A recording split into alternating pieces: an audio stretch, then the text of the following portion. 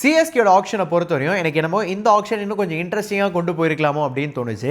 ஏன்னா ஆக்ஷனில் நமக்கு தேவையான பிளேயர்ஸை நமக்கு எந்த அளவுக்கு முக்கியத்துவம் கொடுத்து எடுக்கிறோமோ அதுக்கு ஈக்குவலாக வந்து பார்த்தீங்கன்னா மற்ற டீமோட அந்த ஒரு ப்ரைஸ் டேகை வந்து ஏற்றி விடுறதுக்கு வந்து பார்க்கணும். உதாரணத்துக்கு டிசி மொட்டை தாத்தா பண்ணுவார் பார்த்தீங்களா, அந்த ஒரு டீம் வந்து ஒரு பிளேயருக்கு கண்டிப்பாக போக போகிறாங்க அப்படின்னு தெரிஞ்சால் அந்த பிட்டை வந்து எப்படியாச்சும் ரைஸ் பண்ணி விட்டு கடைசியாக இப்படின்ட்டு வந்து போவார், பார்த்துருக்கீங்களா? அந்த மாதிரி சிஎஸ்கே வந்து ஒரு மூவ் கூட வந்து பண்ணல.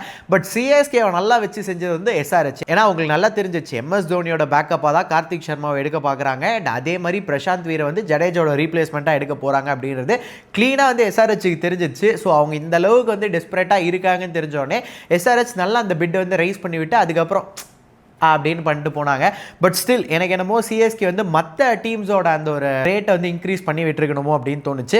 ரொம்ப பிளெயினாக போயிட்டாங்க. அண்ட் அதே மாதிரி ஒரு ஸ்கிரிப்டோட போயிட்டாங்களோன்னு தோணுச்சு. கேமரான் கிரீன்னா 25 கோடி வரை தான் போவோம், அதுக்கு மேலே போக மாட்டேன். அண்ட் அதே மாதிரி இந்த பிளேயருக்கு மட்டும்தான் பிட் பண்ண போகிறேன் அப்படின்னு ரொம்ப ஒரு பிளெயினாக போயிட்டாங்களோ அப்படின்னு தோணுது.